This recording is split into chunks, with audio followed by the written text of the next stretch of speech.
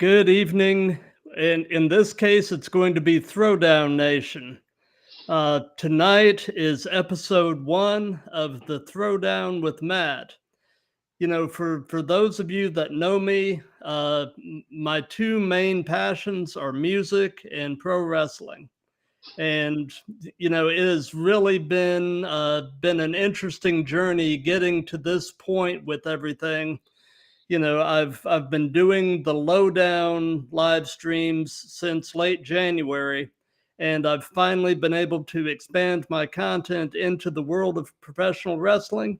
And tonight it is my pleasure to have with me my first guest in this first episode, Mr. Cowboy James Hunter. How you doing? Howdy, man. I'm doing great, man. Nice. Thank you for having me, Matt. Oh, absolutely. Absolutely. I've been looking forward to this. Like I said, before we went live, man, this is going to be a lot of fun, and Oh, yeah. I'm as excited as I can be. So we'll go ahead and get into the content itself. And like I told you, sprinkled in through this chat, we're going to be actually playing a speed round where I'm going to name a name and you tell me the first thing that pops into your head. But before we get into that, how long have you been wrestling? Well, wrestling has been about 24, 25 years. Started when I was a boy, about 14 or 15. My dad got into it, and stepdad actually. And so I just kind of happenstance got into it and had my first match around 2001, 2002-ish time frame. It's a little rough with the headshots and everything. Right. But it's been a while. I say 20. I say 20 plus, because there's times all wrestlers will tell you that they get in and out of the business. So yeah. I'll say 20 plus to be safe. Yeah.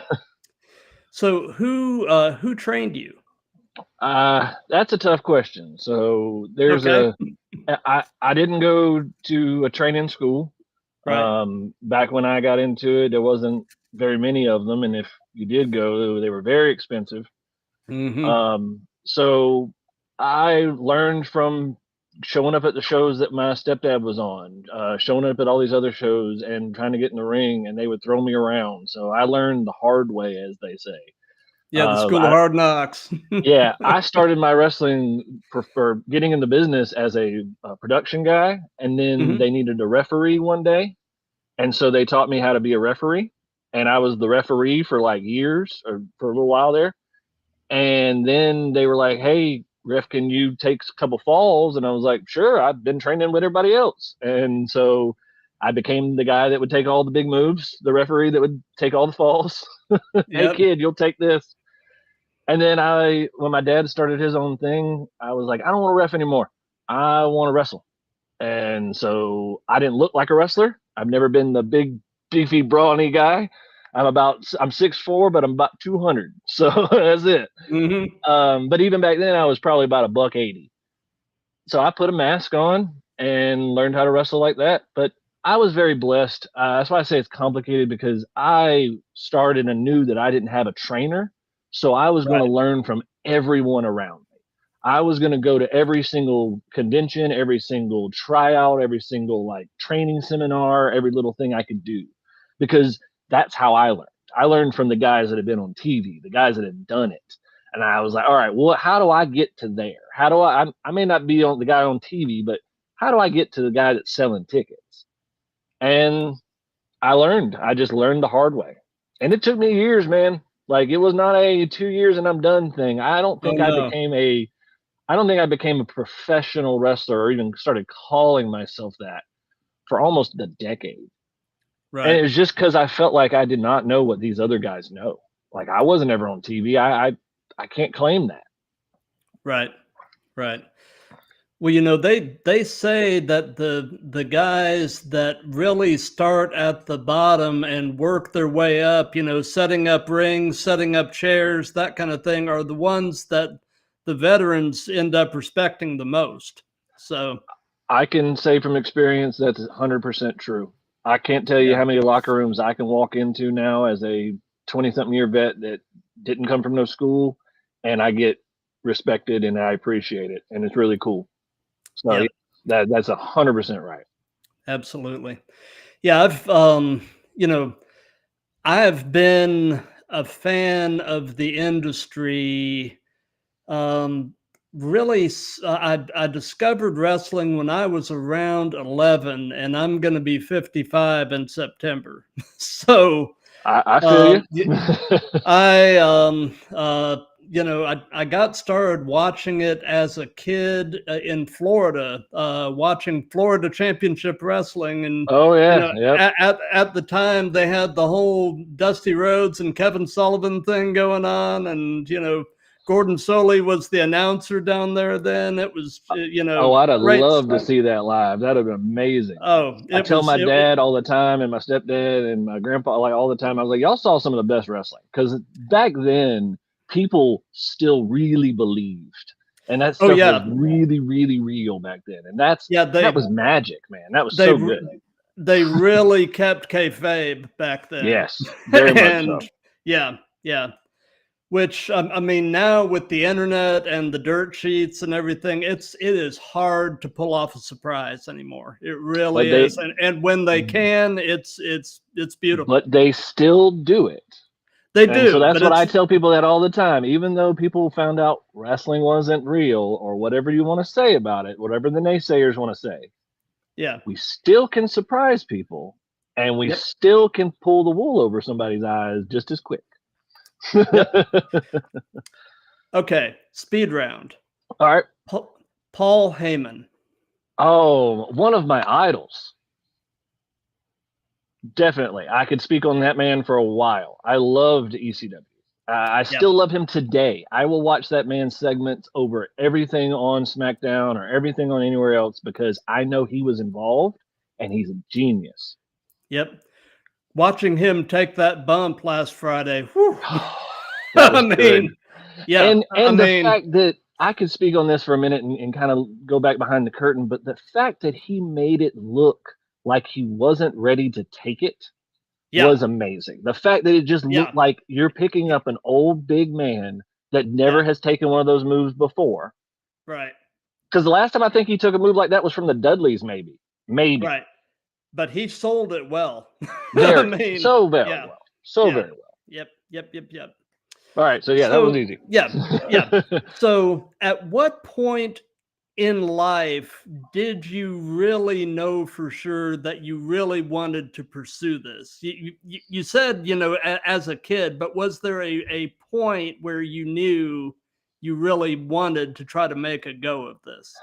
So, as a wrestler, it was younger. Yeah, I was like, oh, I'm going to be a wrestler. That looks good. That's easy. But doing what I'm doing now, promoting and running a business like this, that was probably when I was in my 20s. I got an opportunity to run a organization that I was a part of, and that sparked in me like the fact that the couple of shows that I did, I was filling in for the owner, Hmm. and he trusted me to do it for the shows, and the fact that everybody listened to me, and I felt like I could direct everybody, even in my 20s. I mean, these guys were twice my age, some of them in their 40s and stuff wrestling, and the fact that everybody came together and it was good and I had a good time and I didn't feel wrong, like it felt right. You ever do something that just feels right? Like it Oh, doesn't feel like you're doing the wrong thing at all, but it's weird. But it's just like this is just natural. And that's really when it sparked. I was like, I could do this. This is pretty easy. And I did it for a good 6 months when I was in my 20s, and I loved it. I loved planning the shows and getting things together and putting it all together and making it work. And then I loved the after effect afterwards, the connection with people. I was like, hmm. that's to be able to watch everybody connect is different than being able to watch me connect. So that was the seed that planted early. And then it went away and came back and went away and came back. And, that's a longer story. But it was in my 20s that I really thought, hey, I'll promote a show and run a show one day. Like I really want to do that. Right, right. So, away from wrestling, what are some of your other hobbies and interests? Well, I'm a dad of a bunch of girls, Hmm. so that's my passion, man. I love being a father. My oldest Me one is too. 16, Yeah, my oldest one's 16, and she's driving me crazy, but she's amazing. Yep. She's my production manager. She runs my sound for me. She's doing what I used to do as a teenager, and she's way better at it than me. Oh, that's cool. That's But cool. she does it at school. At school, she's a production person for Davison Fine Arts. It's a fine arts school here in town, and she does that normally. So when this PWE came along, it was just natural to get somebody that was good at what she did. But I love being a dad, man. I love the moments that I can do with PWE. I can have time with my kids a little bit more, which is nice. When I was Right. learning how to wrestle, I took a lot of time away from my kids, Right. and I feel like now I can actually give it back to them, and I get to enjoy my kids in their good years, like my 16-year-old, my 13-year-old, my 8-year-old. Like I can actually enjoy that part of their life. And Yeah. if I was still on the road chasing the dream, it would probably be really hard to do that. Because a lot Right. of my wrestling friends, man, they lose their lives and lose their whole like house situation because they're just trying to make it. Right. Right. But other than that, I play pool. I do cards. I do all kinds of stuff. I was a magician for a while, so I like entertaining people. It's just a passion of mine. I like doing it. Yeah. Yep. Yep. Yep. But yeah, I know what you mean. I've got an almost 15-year-old, and he keeps us very busy. But man, it's being a dad is just such a blessing. It Oh really yeah, is. there's no other better job in the world. I haven't found Nope. one yet. Nope. So, is PWE anything approaching a full-time thing for you, or do you have a day job? So as we started, it was my side job, and I had a day job. Hmm. As it started to roll, and we grew traction, we went from one show promised to 6 shows promised to 12 shows promised in the matter of 3 months. Wow. So that was a big progression. Yeah. So me and my spouse sat back and we looked at it and we were like, well, I mean, I can pursue this. I've got a whole plan and everything for the business. So as of this year, I do this full time. I do a side gig just to make a little extra money when I need to, Right. deliver food or things like that. But as far as my Hmm. full time, what I wake up and what I do, it's this. I'm going to give my all to it. I'll be 40 next year. And I want to be able to say when I'm 60 that I have something to give my children. And it's something that Awesome. I love that is pretty cool. So, and my kid's already telling people she's going to be a third generation promoter. So that's pretty cool. That's very cool. Yeah, that's pretty neat. Yeah, that's got to make you proud. It does, man. To be able to do something and have your not only your immediate family, but like my parents support me really well. Hmm. And they didn't really, I mean, some of them did, not all of them, but not all of my family supported me being a wrestler when I was a kid. Right. And now to see that I'm actually making something and doing something with the shows, and we're getting a lot of attendance, and they come to my shows, it's really cool. My mom's at every single show. It's amazing. But to see that, that's pretty cool. Like that makes me feel like I know that I'm doing the right thing. So yeah, I'll do all the sacrifices. I'll deliver food on the side if I have to make this a full time job because it's worth it. Gotcha. Gotcha.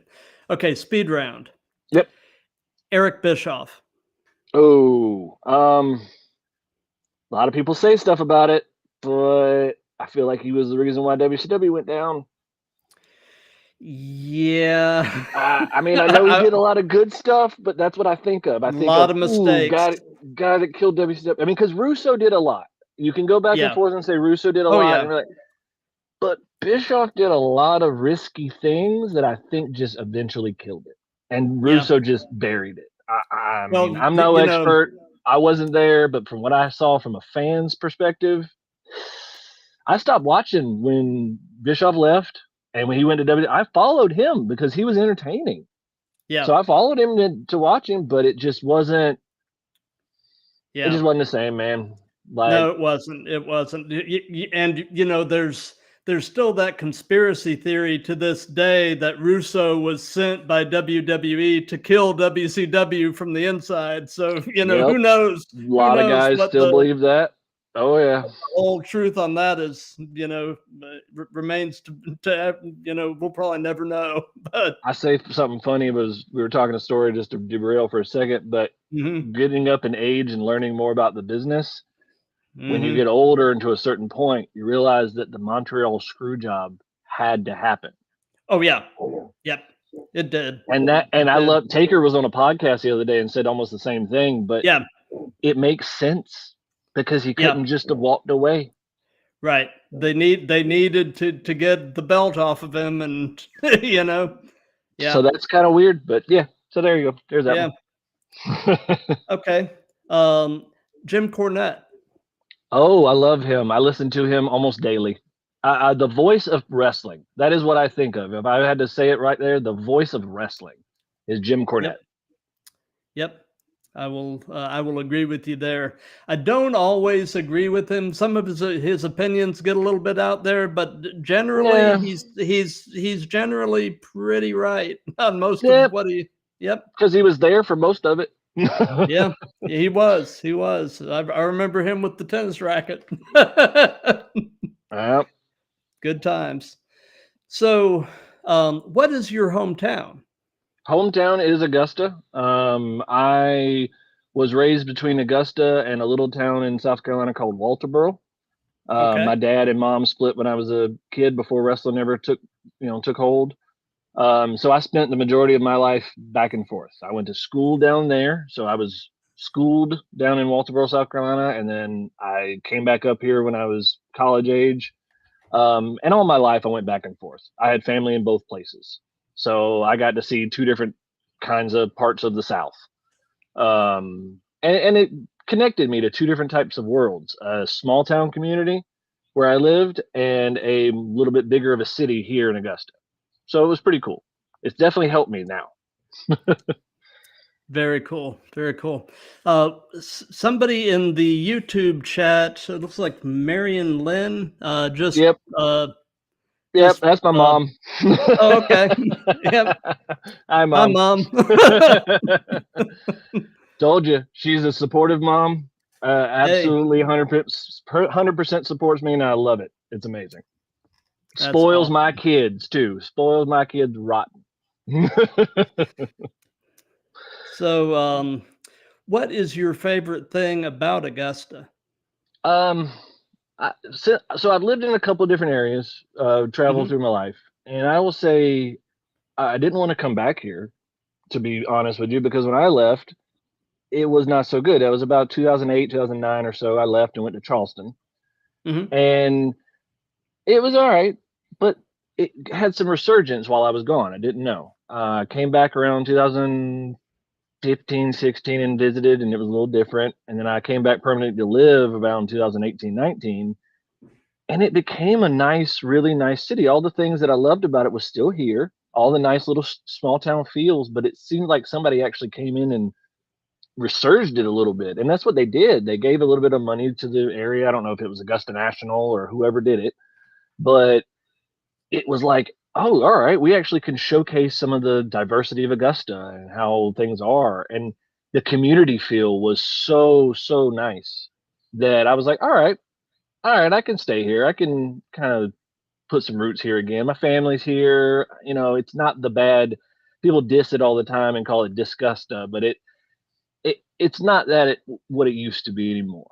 And the fact that people like the people down at Savannah River, the people that love Augusta and people like that are helping promote it and show the good parts of it, it's nothing but great. Like that's what I love about it. Just that community feel now that we got a big city feel, but it's still the community little feel. That's why I'm doing the majority of our stuff here, is because I think that's what will make the biggest impact. It wouldn't be the same if I took it to Charleston or Columbia or Atlanta. Wouldn't be the same. Right. So, they say oftentimes that the best wrestling personas are really just yourself turned up to 11. So tell me about Cowboy James Hunter and compare and contrast him with James Barrett, the man. Okay. All right. So I'm kind of a blend between the two right now. That's where I kind of have found myself with doing this promoting thing. But when I was the cowboy and I could talk like a cowboy and do all the cowboy stuff, I really got into that character because I was from the South. I got it from a promoter actually up in Chicago. Actually, I didn't do this. I had long hair. Take my hat off. I'm Mm-hmm. bald now, but I had long hair, and I did like kind of a Jeff Hardy type of gimmick before character, and was the guy that did all the hardcore stuff. And I went up to Chicago, and a booker didn't like what I did, so he said, "Can you do something different?" And I said, "I don't know. I can do whatever you want, man. It's fine." And I had a little straw cowboy hat on, and he goes, "Do that." I said, "What is that?" He goes, "Be a cowboy." I said, "Well, I mean, I rode cows, like, or rode horses when I was a kid. My aunt owned a horse farm, so I mean, I guess I could kind of play with it a little bit. I know the thing." And he was like, "Yeah, just go watch Stan Hansen videos and do that kind of stuff." And I was like, "No, I'm gonna go hang out with my uncles and stuff Yeah. and get some real country aspects to it or something like that." And I did. I really, it was me, but it was me without all the customer service and having to be a certain way and having to be. I could be a country boy. I could talk about all the time in the sticks and the mud and running around because I did all that. I was Right. raised in the country, Right. so I had a cowboy in me, but I never just explored it because I worked retail jobs and food service jobs, and I had to be that Joe Blow, yes sir, yes ma'am, all the things and all the stuff. And it wasn't me. Like the Yeah. cowboy I feel like is me. And the fact that I can blend the two and actually Mm-hmm. work with it is cool. Like I love it. Like I walk out in the daytime with a cowboy hat on, and don't even have to be a cowboy, but I like it. I think it's cool. Right. And it fits Absolutely. more. I feel like it fits me more than any name I was ever given. So Mm-hmm. that's cool. Absolutely. I'm going to flip over to the Instagram tab real quick and just see what's going on in the chat over there. We've got a lot of people, but if anybody has any questions or comments, definitely drop them in the chat so we can make this as interactive as we can. But okay, speed round. Scott Demore. It's a guy I would love to meet and talk to. He's on my Mm-hmm. list, probably on the Yeah. top of my list. I don't know much about him, and that's the thing. I would love to sit down and just bend his ear because I didn't know he was running things for a long time, and then I found out, and I was like, "Oh, that guy? Yeah. Okay." So yeah, interesting. That would probably be the best thing. He's intriguing and interesting. Yeah, I agree. I would love to know the full story on his departure from TNA. I mean, Yeah, yeah. If nothing there's else, parts of that story that haven't come out yet that I'd love to know yeah, it's gonna be a what the Dark whole Side of the Ring episode one day. yeah, it will. No doubt. No doubt. So tell me about your first match. What was it Very like? first match. All Yeah. right. It was here in Augusta. It was Okay. outside. I can't remember the exact date, but my dad had started a Christian wrestling ministry promotion. So we did wrestling Mhm. and ministered. And it was our first show. So I had practiced and I was part of that. I wore a mask. My gimmick was called the Revelator, like John the Revelator. I was a Oh, big Blues cool. Brothers fan, and I thought that was cool. Mhm. And I was like, "Oh, I'll be the Revelator. That'd be great." And I wore like it's a version of a old not Sin Cara mask, but it looked kind of like Sin Cara. It had a big red Mhm. dot on the front of it and everything. It was neat. But it was simple. I probably didn't have the best gear. I think I was wearing like some kind of weird flame pants or something like that. It went with the gimmick because the mask was flamed, so it was cool. We did like the standard international move sets and everything, and moved around, and probably lasted 10 minutes maybe the whole thing. Right. But it was after I got back to the back. We had practiced so many times.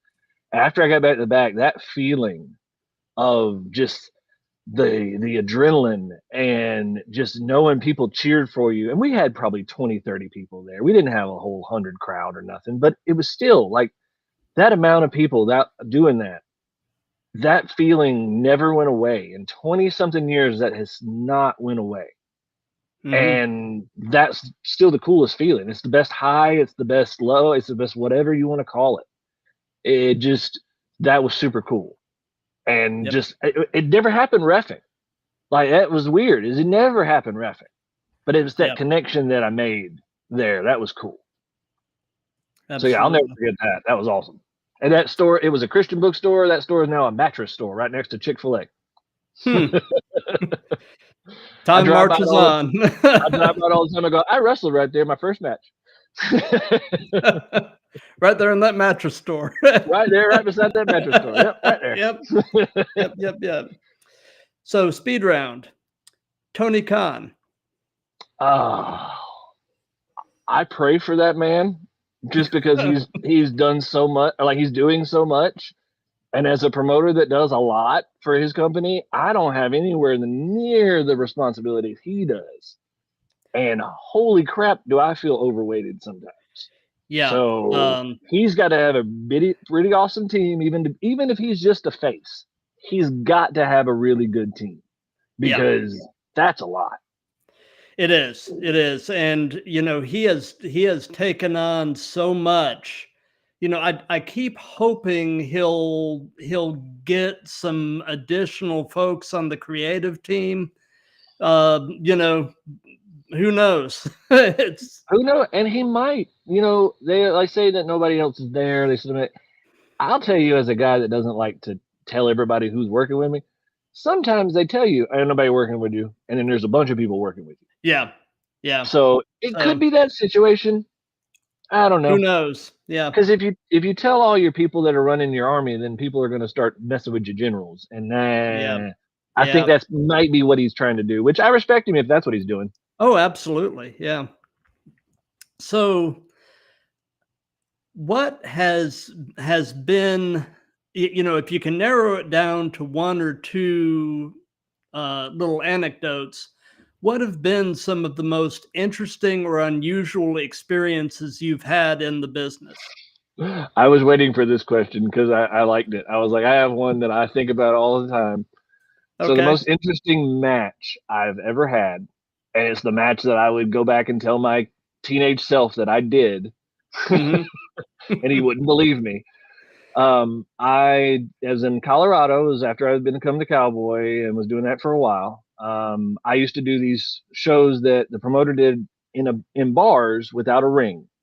So it's becoming more popular. It's like a no ring type fight kind of thing. He called them neon lights and bar fights. And it was cool because we'd show up at like 11 o'clock midnight and entertain all the drunk people. And it was cool. It was neat because they just section off a part of the bar and usually had a stage attached to it so we could come out and do some stuff on the stage or whatever like that. And they booked me for a Halloween show. And they said, you're going to wrestle Tyra Rusame, but she's a Taiwanese wrestler that's amazing. I love her to death. He said, you're going to wrestle her, and she's going to dress up in a costume because it's Halloween, because it was a Halloween show. And I was like, okay, cool. I'm going to be the Cowboy because I'm Cowboy. And so I get out there, and I get to the back, and she's in her outfit, and I was like, oh, my Lord. Okay. She dressed up, now she's an Asian woman. Yeah. She dressed up like Chun-Li from Street Fighter. Oh, wow. So I was a cowboy that wrestles Chun-Li from Street Fighter in a hardcore match in a bar. I can't make that up if I tried. Wow. And it was a staples match to beat over the top, where she had to staple me 13 times to win the match. So she was getting dollar bills and $20 bills from all the people in the crowd and stapling me with $20 bills. Wow.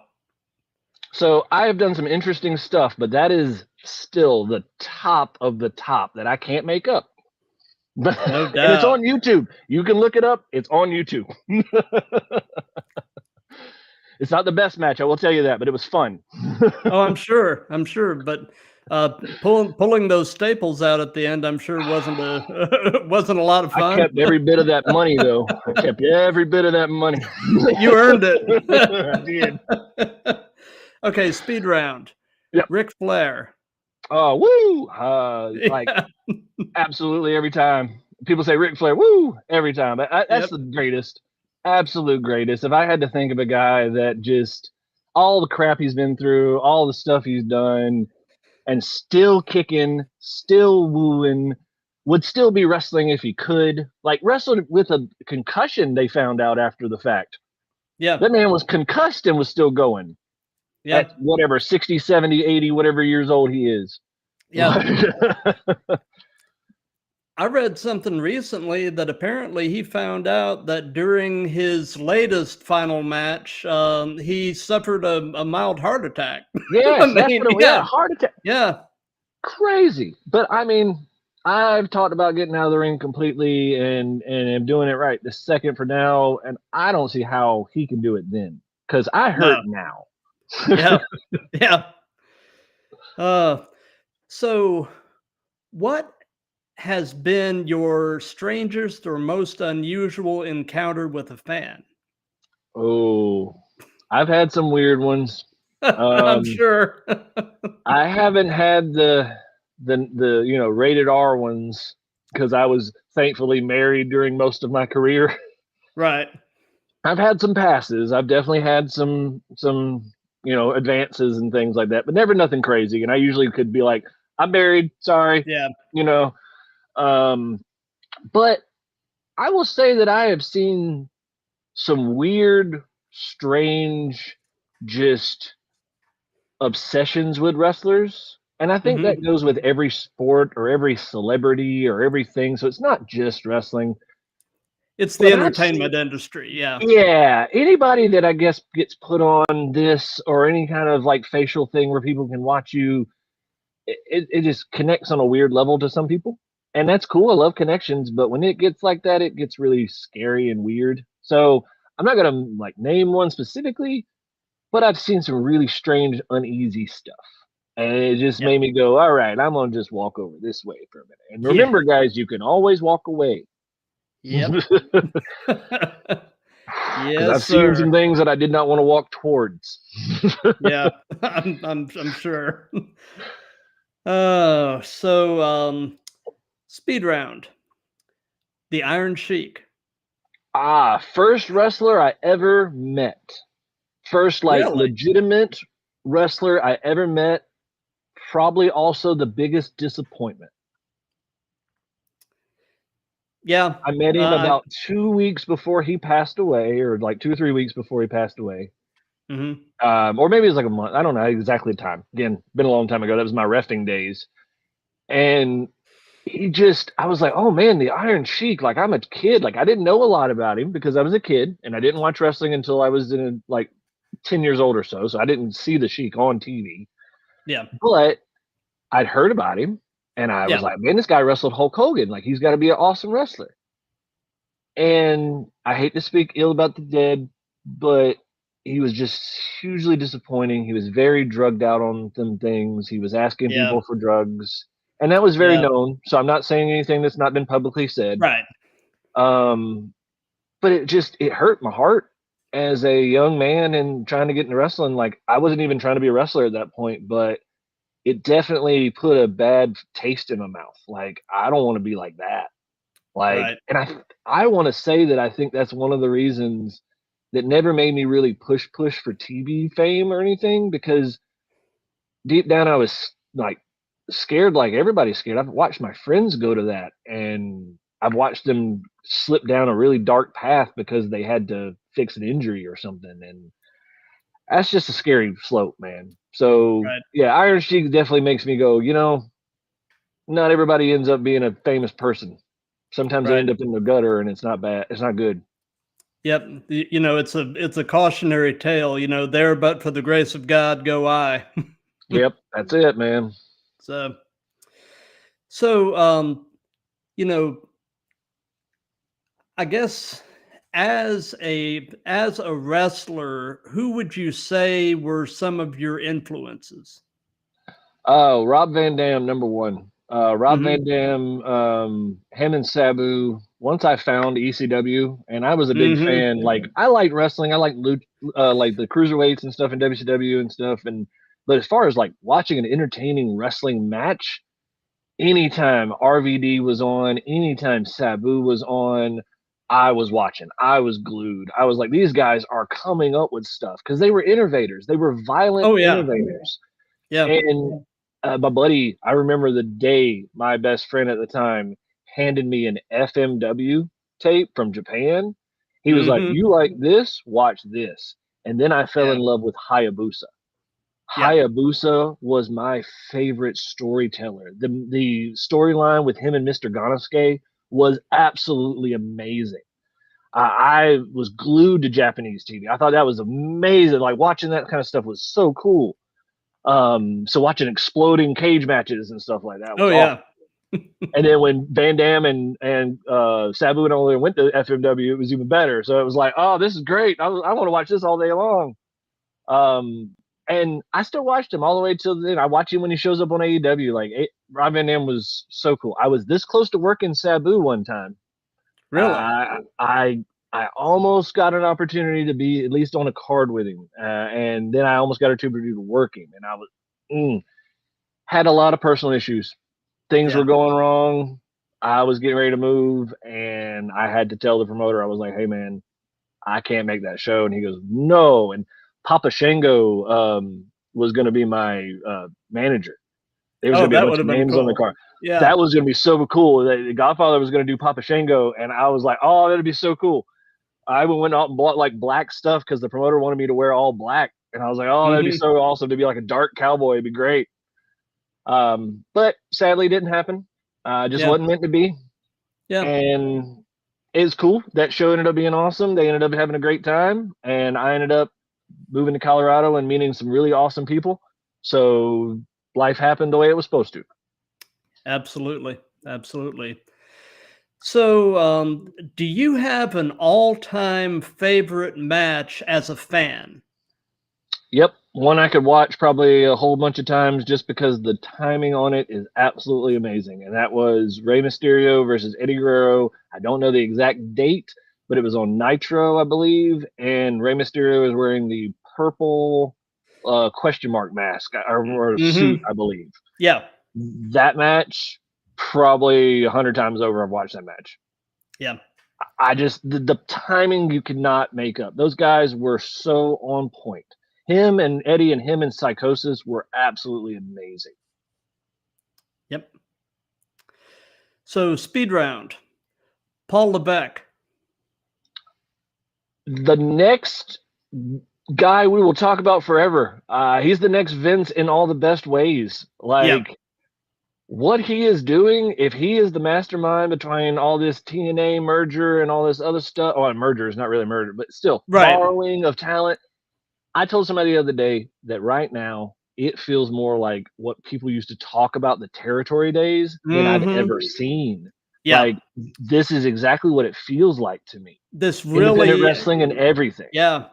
I mean, things are really starting, and having kind of lived through the territory days myself, this is starting to really have that feel that anything is possible, you know, And and that's cool for fans, man. That oh, is it so is, it cool for is, fans. it is, and under Vince, this stuff couldn't have happened. I mean, No, it never could have. He didn't. It was not his vision. His vision was to no, do it himself, yeah. and he said that a million times. I mean, it's just, but doing it this way, there's more eyes on WWE than there ever has been. Oh, absolutely, absolutely. Um, So yeah, they're smart, man. They're geniuses. That's the reason why that company's been around for so long. And I guarantee you, Paul Levesque played the long game in the long run. He yep, knew at some point, whether the old man died or something, that this yep. plan was going to happen, and All he he was had just to going to do was pull it all play. hang in there and outlast Vince. That's And it. yep, That's it. And when you quit wrestling, you can do that easy. yeah, absolutely. So, who either present day or past, would be a dream opponent for you? I would love to work Tatanka. I don't care if it's Tatanka now or Tatanka back then. Mm-hmm. I did a bunch of Cowboy versus Indian matches up in the Midwest. I loved Mm-hmm. it. I thought it was great. I love the dynamic of the Indian being the good guy. And because I played mostly bad guy when I was there. Mm-hmm. And I would love to do that with Tatanka. And even now, like I haven't seen him in the last like 5 years, but last time he was on TV, that man was jacked. Mm-hmm. So he has not let himself go. I No, mean, no. Him yeah, and Billy Gunn have some kind of special thing going on. yeah, yeah, Billy yeah. Gunn's like Billy, 60 something years old and he's stacked. yeah, he is. He is. Um, so you actually brought up an interesting point. Yeah, it sounds like over the years you've worked both heel and babyface. Yes. Do you have a preference between heel or babyface? Well, my mama don't like it, but I like being a heel. Mm-hmm. I learned from a really good heel back in the day. He was my ex-father-in-law. Mm-hmm. And then I just picked up from all the heels growing up. There, there's arguments to be made on whose job is harder, whether the heel or the face or whatever. I think the heel has the most control and the most like interaction in the match. Mm-hmm. He controls the crowd. He can put the crowd in the palm of his hand. I mean, a face can too, but a heel really can.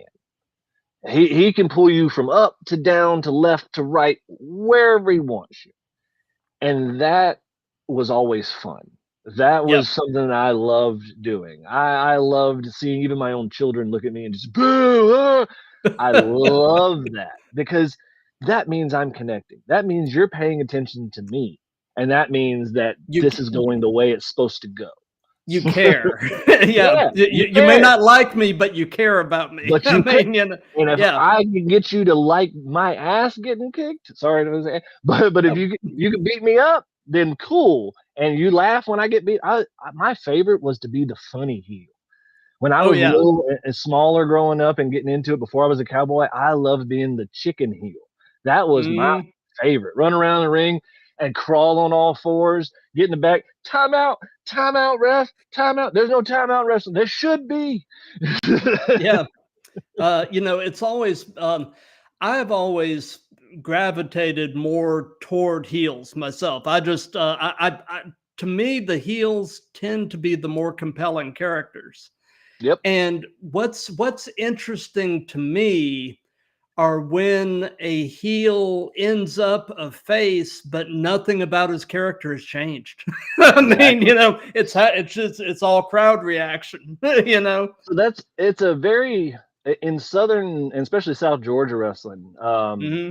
We used to call them they're like country faces or like country Hmm. heels or whatever like that. It's there's different terms for it, or whatever, but like a bunch of our buddies because it's like the country face lifestyle where you could do heel stuff, but everybody likes you because Yeah. you're picking on the other guys. Yeah. But that's kind of it's hard to do that nowadays with cancel culture and with a lot of different way the Right. society's gone.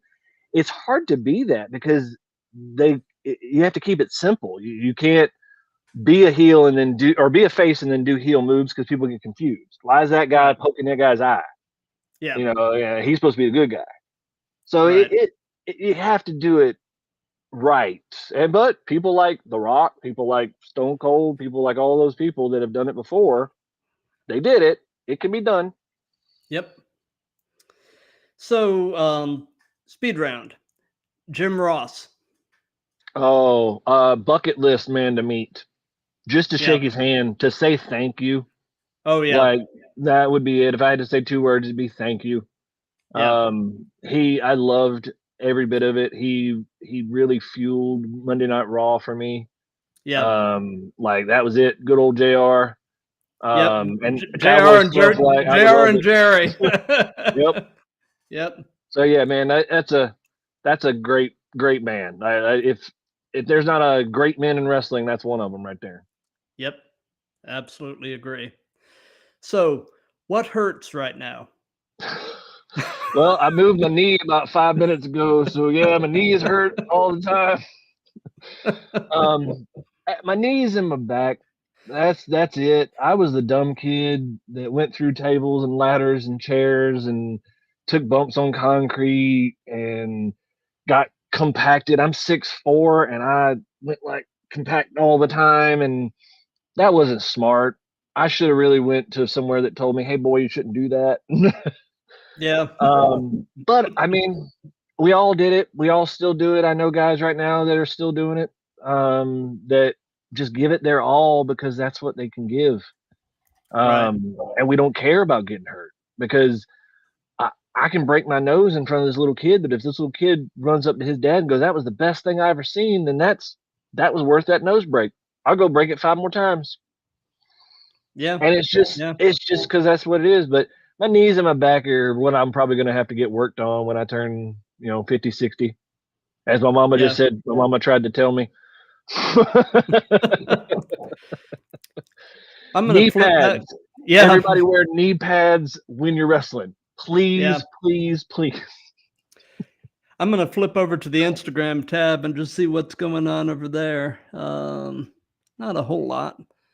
Let's see. So, how did you end up making the transition from in-ring work to being a promoter? How did that transition occur? So last year, I've been working pretty full time as the Cowboy from 2015 till probably about 2019. I moved here and kind of picked it back up a little bit. And then the pandemic hit and kind of stopped everybody from doing everything, of course. Right. So I buckled on my home life and did all that stuff. Well, as the pandemic let off and everybody was going back to shows, I didn't want to travel. I was going out to Colorado. Great guys out in Colorado. Shout out to Colorado Springs Wrestling and guys out there. They'd bring me out every so often, and that was a way to reconnect. So it was really nice. Mm-hmm. But here, I had been offered to go to a couple of different shows and promotions, and I didn't really feel it. I'd had a mentality of I want to work this kind of a show. I want to work a show that connects with their audience. I want to work show where it works with the community. I want to work a show that puts a good like a good face on wrestling is the best way they can say it. Mm-hmm. So I was like, all right, let's go look around. Well, there was an old place where the same promoter that I got my start with way a long time ago, had been running shows here in Augusta. So I was like, all right, I'll go check him out. He lets me work. He'll pay me a little bit, and I can work for a couple people. I fell in love with the roster he had.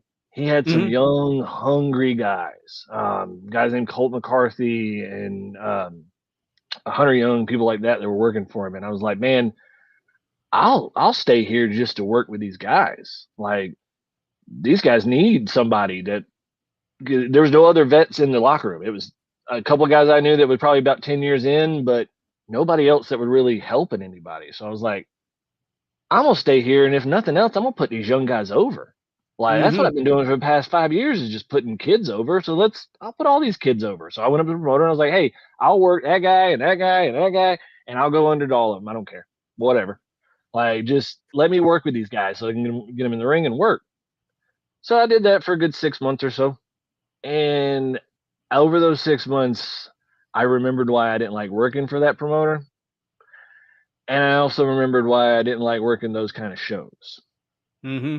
Just it embarrassed me as a wrestler to not care enough about your performers and your fans to make it look a certain way or Mm-hmm. even feel a certain way. It just felt like people were doing it just because, and not the only people that were getting anything out of it were the wrestlers. And that's not what you're supposed to do. We're not doing this for us guys. Like we're doing this for the guys out there paying the tickets. And then an incident happened that was the straw that broke the camel's back. The promoter did some really shady stuff, and I've said my piece on it.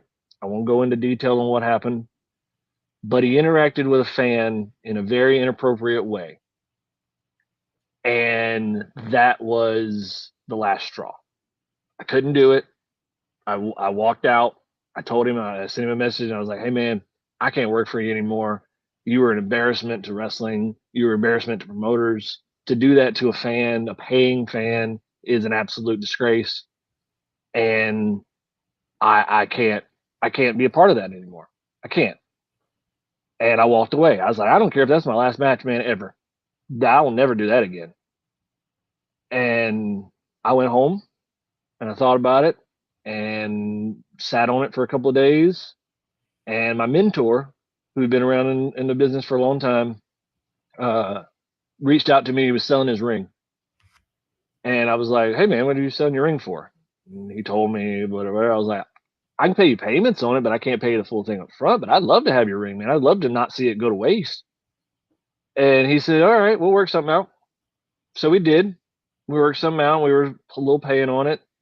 And I just got the thought, just the thing of, hey, you know, I need to do this. I need to do something. So I put feelers out.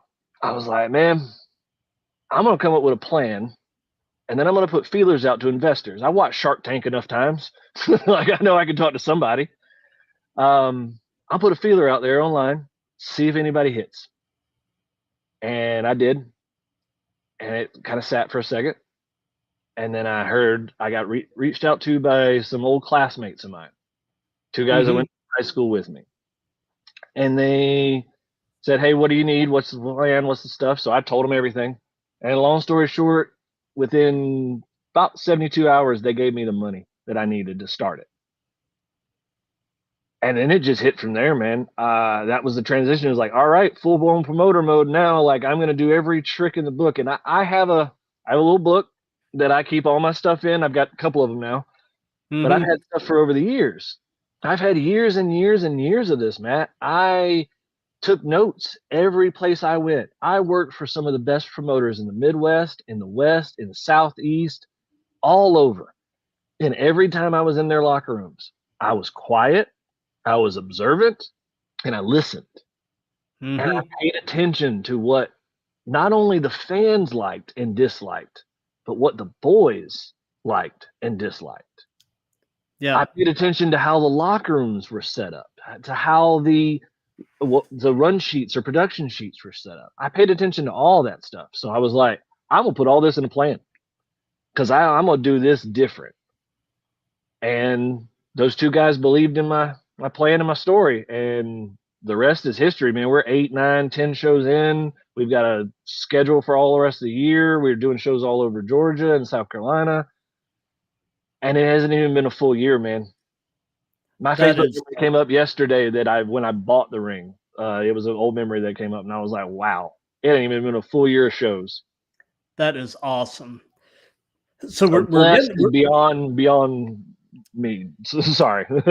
We're getting some comments from YouTube. Looks like Chad saying much love from Colorado, Cowboy. You're doing everything a good booker should be doing. Keep crushing it and setting the right example. That's my buddy Chad. And then we've got this. Still remember your kindness when I was a month in the business at that promotion. Reinvigorated his love for the art when he was ready to quit. Yep. It was really nice, man. I got to connect with a lot of guys that I got to show them that wrestling could be different than what they were used to. Right. Like, that was the cool thing. Right. So, what are your thoughts on the current state of the industry? Very interesting. And I will double back to what we said earlier about feeling like the territory days. Yep.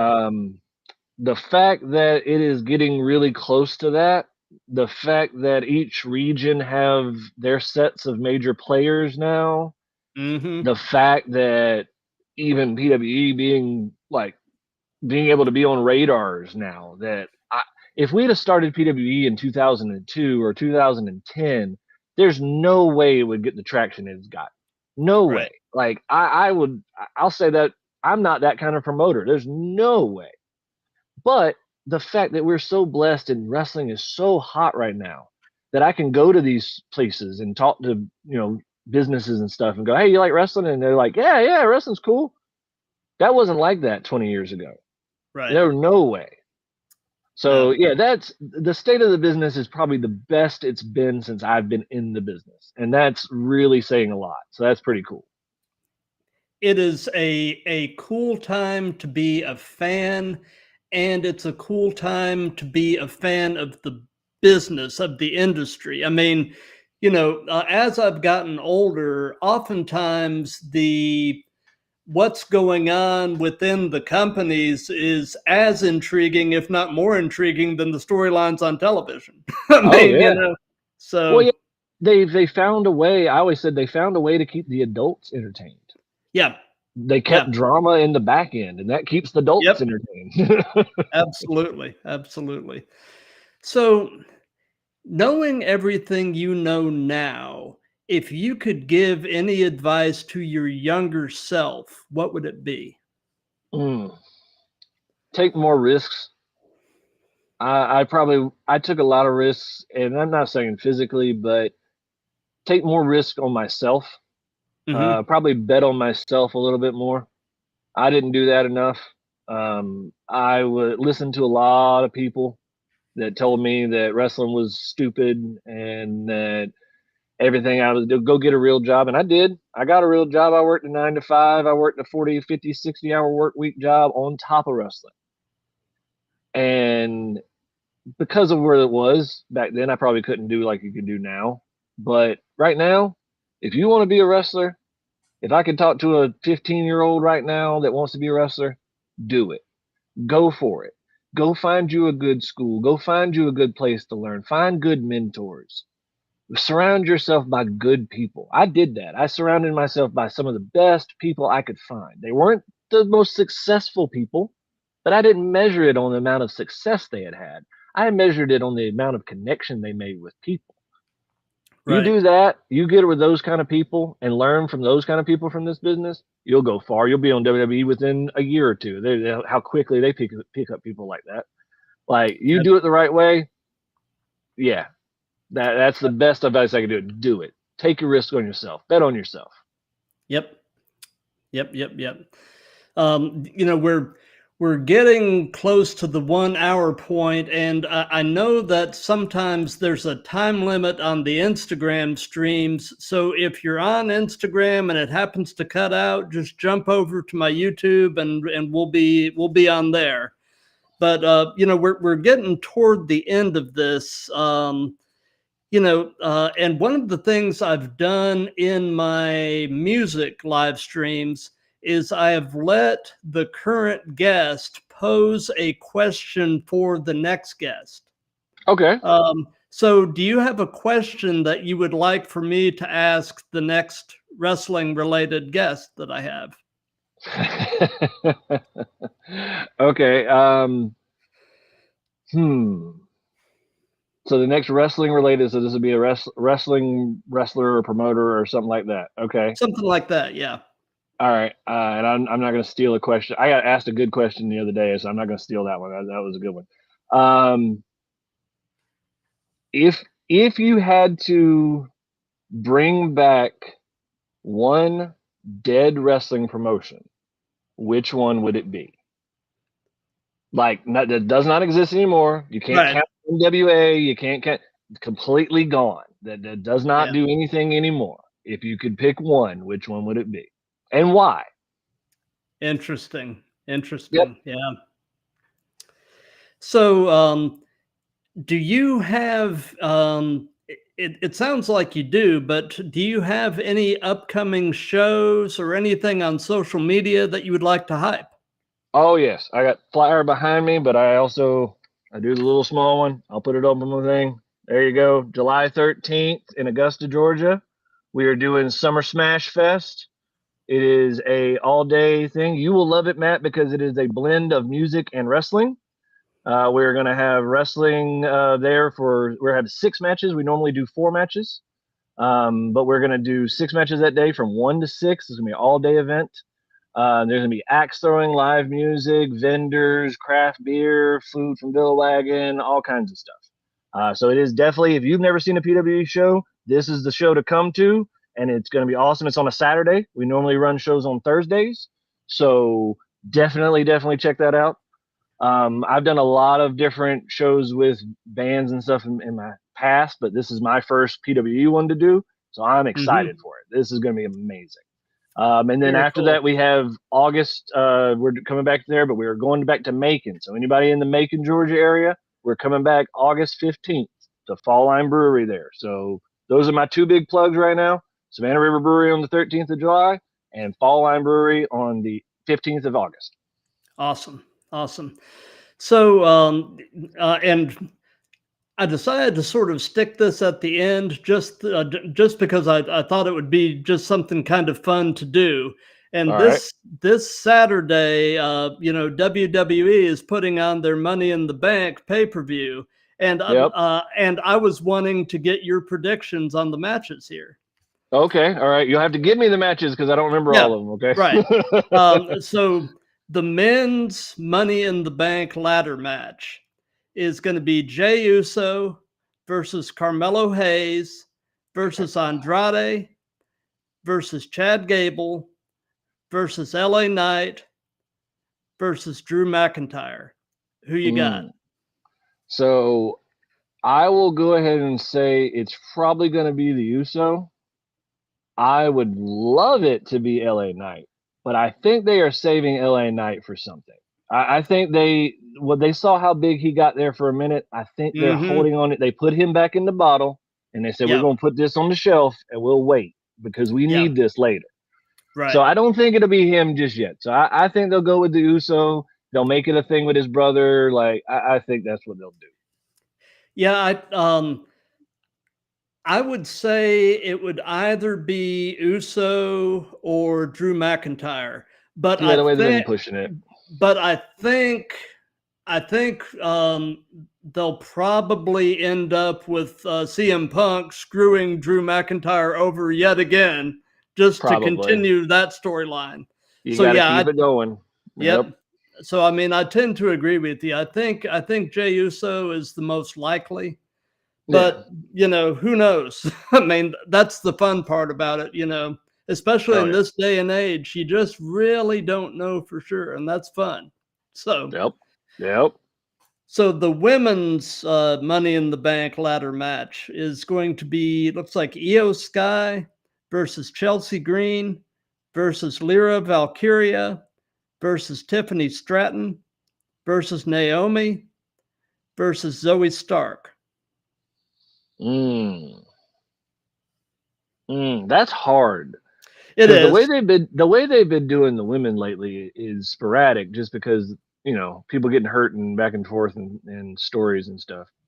I'll go with Zoe Stark just because I'd love to see her win something like that. That'd be cool. Yeah. I'd like to see Zoe Stark, but I think she is still possibly too young in the business. Could be. I mean, I'm actually thinking Chelsea Green, and my reason being is, I keep hearing rumblings of them bringing Matt Cardona back, and so who knows? Yeah, who knows? Yeah. Okay, so Damian Priest is going to defend the heavyweight championship against Seth Rollins. And they've got that stipulation where if Priest wins, Rollins can't challenge for the title again while he's champion. See, that's why I think Priest is going to win. Yeah, I really do. Anytime they do something like that, I think it's a tell. I do too. I would say that's one of the more predictable matches on the card. Yeah, unfortunately. Yeah. Yep. So, Sami Zayn versus Braun Breaker for the Intercontinental. I want Breaker to win just because I like Breaker. I think that's been really cool. Plus, I think Breaker versus if they tried to do Gunther or either who's Gunther's guy? I forgot the dude's name. Oh yeah, I know who you're talking about. Yeah, I can't think of his name either. even if Kaiser, they Ludwig. Ludwig Yeah. Kaiser, yeah, even Yeah. if they did Kaiser versus Breaker, that would still be great. Yeah. So like, I think they have more long term with Breaker, and I think it's great to use Sammy as a way to put him to the next level. So I think Yeah. that'd be pretty cool. Yeah. Like I'd love to see that, and it's time. You could do it now, and then have a really good match at SummerSlam for it.